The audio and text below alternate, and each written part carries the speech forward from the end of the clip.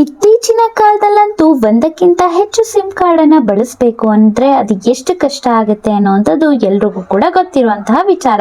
ಯಾಕೆ ಅಂತ ಅಂದ್ರೆ ಹೆಚ್ಚು ಸಿಮ್ ಕಾರ್ಡ್ಗಳು ಇದ್ರೆ ಎಕ್ಸ್ಟ್ರಾ ರೀಚಾರ್ಜ್ ಮಾಡಬೇಕಾಗತ್ತೆ, ಅದೇ ರೀತಿಯಾಗಿ ಎಕ್ಸ್ಟ್ರಾ ಖರ್ಚು ಕೂಡ ಬರುತ್ತೆ.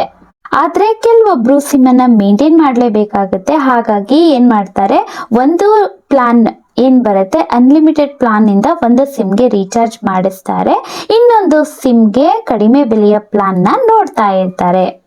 ವೊಡಾಫೋನ್ ಐಡಿಯಾ ಮತ್ತೆ ಏರ್ಟೆಲ್ ಬಗ್ಗೆ ಹೇಳಬೇಕು ಅಂತ ಅಂದ್ರೆ ಇದರಲ್ಲಿ ರೀಚಾರ್ಜ್ ಆಗೋದ ನಂತರ ಔಟ್ ಗೋಯಿಂಗ್ ಕಾಲ್ ಮಾತ್ರ ಅಲ್ಲ, ಇನ್ಕಮಿಂಗ್ ಕಾಲ್ ಕೂಡ ಟಾಪ್ ಆಗ್ಬಿಡುತ್ತೆ. ಅಂತಂದ್ರೆ ಯಾರಾದ್ರೂ ನಿಮ್ ನಂಬರ್ಗೆ ಕಾಲ್ ಮಾಡಿದ್ರೆ ಅವ್ರಿಗೆ ಈ ನಂಬರ್ ನಲ್ಲಿ ರೀಚಾರ್ಜ್ ಇಲ್ಲ ಅನ್ನುವಂಥದ್ದು ಗೊತ್ತಾಗುತ್ತೆ.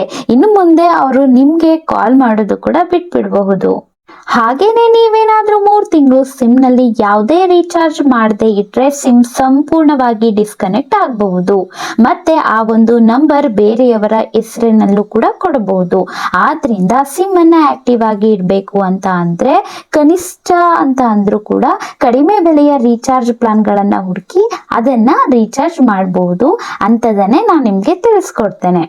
ಏರ್ಟೆಲ್ ನಲ್ಲಿ 189 ರುಪೀಸ್ ಪ್ಲಾನ್ ಇದೆ. ಈ ಒಂದು ಪ್ಲಾನ್ ನಲ್ಲಿ 21 ದಿನಗಳ ವ್ಯಾಲಿಡಿಟಿ ಇರುತ್ತೆ, 1 GB ಡೇಟಾ ಕೂಡ ಸಿಗುತ್ತೆ. ಆದ್ರೆ 199 ರೂಪಾಯಿ ಪ್ಲಾನ್ ನಲ್ಲಿ ಈಗಾಗಲೇ 28 ದಿನಗಳ ವ್ಯಾಲಿಡಿಟಿ ಮತ್ತೆ 2 GB ಡೇಟಾ ಕೂಡ ಸಿಗುತ್ತೆ.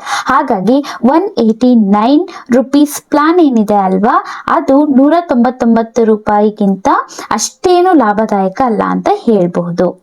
ಇನ್ನು ವೊಡಾಫೋನ್ ಐಡಿಯಾದಲ್ಲಿ 98 ರೂಪಾಯಿ ಮತ್ತೆ 99 ರೂಪಾಯಿಯ ಪ್ಲಾನ್ಗಳು ಇದಾವೆ. 98 ರೂಪಾಯಿಯ ಪ್ಲಾನ್ ಅಲ್ಲಿ 10 ದಿನಗಳ ವ್ಯಾಲಿಡಿಟಿ ಇರುತ್ತೆ, ಅನ್ಲಿಮಿಟೆಡ್ ಕಾಲ್, 200 MB ಡೇಟಾ ಕೂಡ ಸಿಗುತ್ತೆ. ಅದೇ 99 ರೂಪಾಯಿಯ ಪ್ಲಾನ್ ಹೊಸದಾಗಿ ಲಾಂಚ್ ಆಗಿರುವಂತದ್ದು. ಇದರಲ್ಲಿ 99 ರೂಪಾಯಿ ಟಾಕ್ ಟೈಮ್ ಇರುತ್ತೆ, 200 MB ಡೇಟಾ ಸಿಗುತ್ತೆ, 15 ದಿನಗಳ ವ್ಯಾಲಿಡಿಟಿ ಇರುತ್ತೆ. ಆದ್ರೆ ಔಟ್ ಗೋಯಿಂಗ್ SMS ಇರೋದಿಲ್ಲ. ನೀವು ಕಾಲ್ಸ್ ಮಾಡ್ತೀರಾ ಅಂತ ಅಂದ್ರೆ 2.5 ರೂಪಾಯಿ ಪರ್ ಮಿನಿಟ್ಗೆ ನಿಮ್ಗೆ ಷರತ್ತು ಅನ್ನುವಂಥದ್ದು ಅನ್ವಯ ಆಗುತ್ತೆ. ಇಲ್ಲಿ ಈ ಒಂದು ಪ್ಲಾನ್ ನಿಂದ ಏನೇನೆಲ್ಲ ಲಾಭ ಸಿಗುತ್ತೆ ಅಂತ ಅಂದ್ರೆ, ನೀವು ನಿಮ್ಮ ಒಂದು ಸಿಮ್ ಅನ್ನ ಆಕ್ಟಿವ್ ಆಗಿ ಇಡಬೇಕು, ಸಕ್ರಿಯವಾಗಿ ಇಟ್ಕೋಬೇಕು ಅಂತಂದ್ರೆ ತಿಂಗಳಿಗೆ ಒಂದ್ಸಲ ಈ ಒಂದು ಪ್ಲಾನ್ ಅನ್ನ ರೀಚಾರ್ಜ್ ಮಾಡಿಸಿದ್ರು ಕೂಡ ಸಾಕಾಗುತ್ತೆ. ಈ ಒಂದು 99 ರೂಪಾಯಿಯ ಪ್ಲಾನ್ ಸಾಕಷ್ಟು ಉಪಯೋಗ ಆಗ್ಬಹುದು ಸೆಕೆಂಡರಿ ಸಿಮ್ ಆಗಿ ಬಳಸ್ತಾ ಇದ್ದೀರಾ ಅಂತ ಅಂದ್ರೆ. ಇದು ಏರ್ಟೆಲ್ ಪ್ಲಾನ್ ಗಿಂತ ಕೂಡ ಕಡಿಮೆ ಬೆಲೆಯಲ್ಲಿ ಇರುವಂತದ್ದು. 15 ದಿನಗಳ ವ್ಯಾಲಿಡಿಟಿ ಕೂಡ ನಿಮ್ಗೆ ಸಿಗುತ್ತೆ, ಬೇಕಾದ್ರೆ ಯಾರಿಗಾದ್ರೂ ಕೂಡ ಕಾಲ್ ಕೂಡ ಮಾಡಬಹುದು.